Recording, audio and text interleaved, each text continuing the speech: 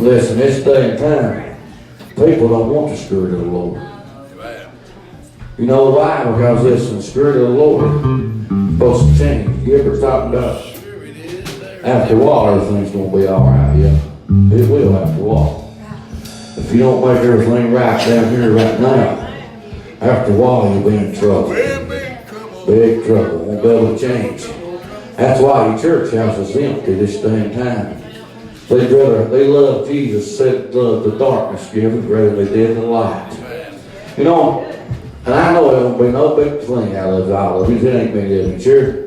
Come up to the front and say, sure, there's plenty of seats on Hogan's right here in the front row. You know, you never know what might happen. You never know what might happen. You can imagine, listen, Jesus was in a place, they said Jesus was gathered in a place given. And so they come to the door. Wasn't even no room to get in. But he didn't say a thing was going on. He probably was trying to preach to a bunch of unbelievers. The way I look at it, son.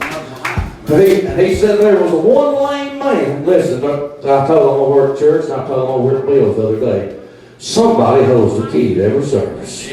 I don't care how much anointing you got. I don't care how much you feel the Holy Ghost. You may be sitting in the back and think you don't mean nothing. But you could be the one holding the key to the problem. That's why I'm not boasting on myself, Sonny, because I ain't nothing. But I know I've been taught, and how I read the Bible, somebody holds the key. Now you could sit down on it, and nothing won't happen at all. Or you could be as this lame man and say, listen, Sonny called me, I believe it was Thursday. He said, give us going out to church. And I said, well, all right, I'll try to go down, because I don't know when he's going to have it. I don't know when to come. And I fight when guns get all of them ready. I don't know when to get a fight with them come or come, you know. I know one of them's been sick. But listen, the Lord can do anything. How many believe the Lord can do anything? Listen. I swear, for a bunch of holiness people, Pentecost, just like over on the holler. They can rejoice while we're singing, but when it comes to God's word, they keep rejoicing. Listen, the greatest thing he ever done is when he opened my eyes for the blind that I used to be, that I can see much clearer. So why would I want to put a limit on what God can do? Listen, God can make the dead man answer him, and him dead. No life at all in you. He can speak his name to you, and the death I have to turn him loose so he can answer the king back. Now, how could you put a limitation on that? This lame man, Shannon, didn't even have nobody to help him. He looked at two of his buddies and said, listen, if you'll help me go down, I want to hear what that man from Galilee is saying to me. I just won't go down.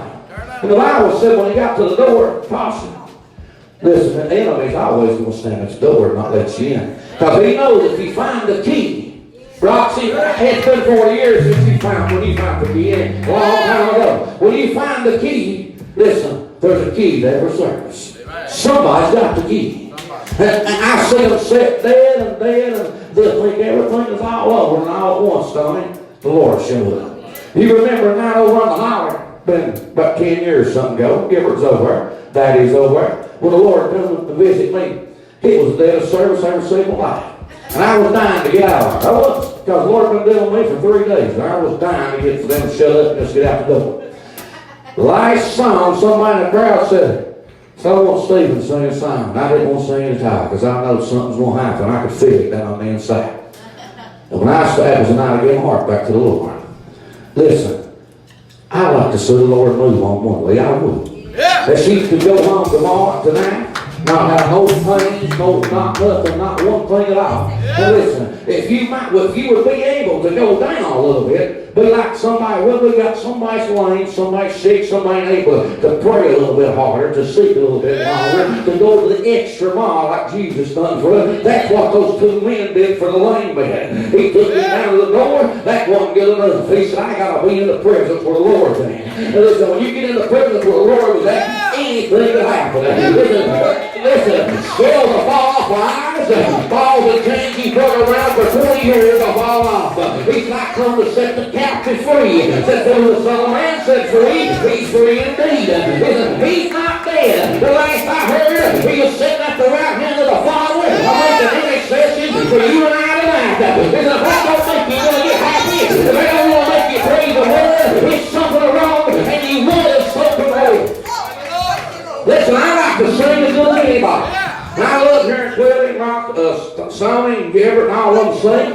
When it comes to rejoicing, I'd rather rejoice in the Word than hear anybody. Because you know why? I know the Word is where the fire's at. And that's what keeps you fired unloaded. That's what convicts my heart. And that's what can heal your body. That's what sets you free. It's the Word of Almighty God. The Word of the living God. It's supposed to be bread for you tonight. He said, whosoever hunger, feed, and this, he shall never hunger.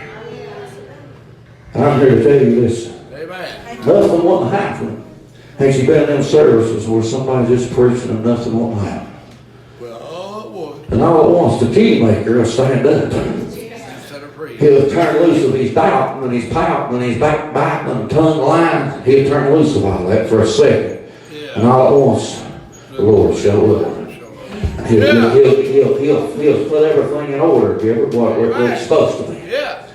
And that's exactly what this man did. He couldn't find no ring at the door. So he took to take off the roof. He said, I got to be in the presence tonight.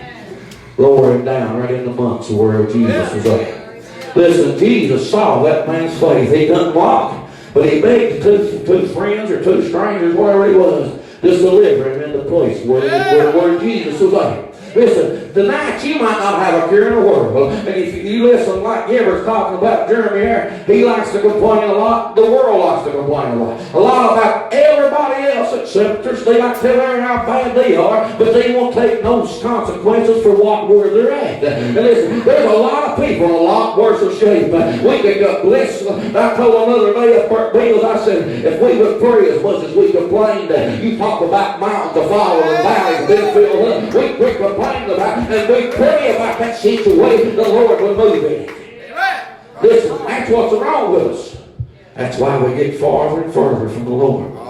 The devil likes to use that key to complaining and whining and crying. That's what happened to them down at the Red Sea. Whining and complaining. If the Lord brought you for, why would you worry about if he's going to take you the rest of it? Didn't he say he finished the work that he started in you? So if he started something in you tonight, listen, he'll finish it. He might have to shake heaven on earth upside down. You might have to go through some hard times, but he will finish the work that he started. Amen. When he told the man that was lame, when he dropped him down to hell, he said, pick up your bed and go thy way. So he said, look, he healed him that day, forgive him all his sins, and told him to go on about his way. Yeah. That's the kind of God we serve. Listen, it ain't many here tonight. All it would take is one touch of the Master's hand. Yeah. Listen, when I was talking to Sonny the other night, I guess Gilbert said about Moses there. I guess he had to die, or I guess Lord had to kill him, whatever he done to him. But he just said, 100-some years old, so I guess he got the presence, he just had to die. But he said he wasn't even eyes, wasn't down. And I know right now I can't see a lick that close, so I have to get back way away from him and I can see good. He was 120, couldn't see good. And according to the Bible, his skin was like that to a baby, a newborn baby. Just for being in the presence of him. Yeah. Look, Mother Nature couldn't even kill him. Couldn't even make him get old. Time couldn't even make him get old just because he was in the presence of God. Yeah. Now imagine if you could just get in the presence and something wrong with your body just for a second. Oh yes, Lord. Listen, anything could happen. Amen. You could get an experience that if you live to be 100, you'd never forget. All these petty things you worry about, you forget, you never dream about them no more. Amen. You say, listen, I know what the Lord done for me. Yeah. He brought me right from death's door. Oh, yeah. Listen, I like to see that in my life. Listen. I'll tell you something. The Lord can do them things. Amen. Then in the book of Malachi, he say, I know everybody thinks they have to pay tithes and do this and do that, but listen, the Lord will challenge you in that passage in Malachi. He is. How do you get it? That's a challenge. He said, you do this and see why I do that. That's what he's saying. I had to get this. I had 3. It was 11 centimeters, wasn't it? It's going to send me to others. But he's had surgery. Had 3 at one time. Listen, it sent me 2 places. I was actually, God, I was dying. How many days was killing me? I don't know if you ever had them. I swear they like a, well, I tell you, the woman I had, well, it was a woman, was a nurse. And she said she had 5 kids, all natural. Said she had kidney stones 2 times. Said she could have a young'un any day of the week and have a kidney stone. Now that tells you what kind of pain you're in with them. I had 3. I went to the doctor down there on 80. Listen, this is how the world will do you. And this man, he said, I'm going to give you 7 days. Now, do you remember? He said, I'm going to give you 7 days. He wrote me a prescription for 90 Percocets, and for 7 days, he's going to kill me, old David, right there. For 7 days, it's coming back. And the Lord spoke to me when I was standing in that man's office. And I began to talk to that man about the Lord. He might have been an atheist. Because, man, we was arguing just in a few minutes. We'll start arguing, Jim. I said, listen, I said, I'm going to show you the God I serve. When I come back, it's going to be gone. They was killing me when I was telling him. I mean, it was literally killing me. I was bent over, and I couldn't even hardly straighten up.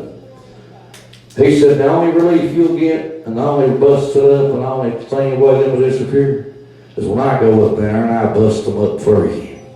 So I'm going to set your appointment back. 7 days, come back. I said, I'm going to do a CAT scan on them again. Said, I'm going to put you immediate surgery.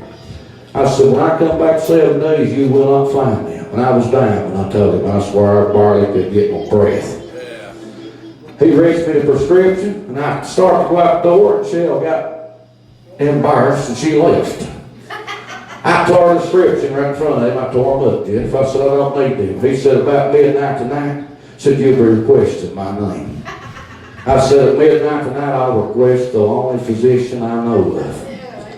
And Stoney, I come home and I like to die before I got there, and I come around to church. You remember at night, I couldn't even hardly play the bass, couldn't even set up.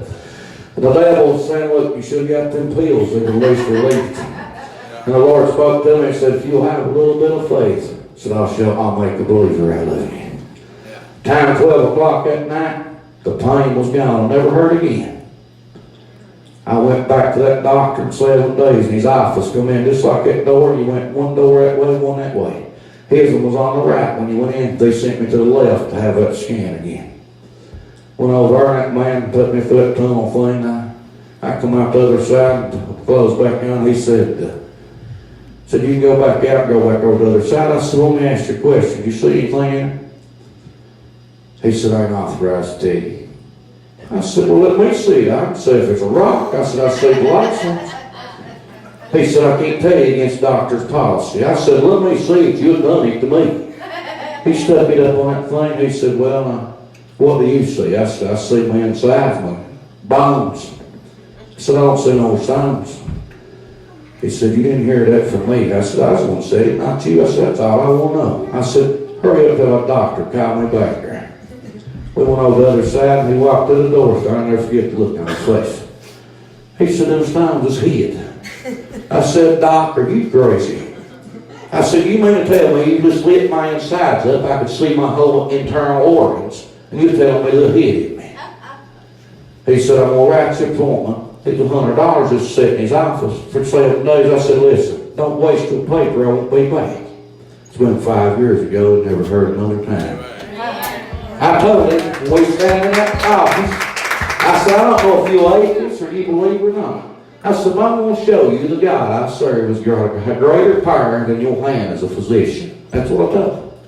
When I come back, I said, I told you, Doc. I had to rub it right in his face. I said, I told you, Doc, they wouldn't be here. I said, you're trying to act like, because you're a college grad and I'm going to drop out, that you're going to tell me that he had in the inside of me. He actually tried to pull that on me.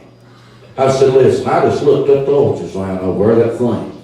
I said, I didn't see nothing. I said, I seen them plain the last time. I said, it didn't take no doctor to read them. I said, I see them plain view. I said, I couldn't see them a while ago. I said, you're trying to tell me they're here. Listen, God will do something. Amen. If you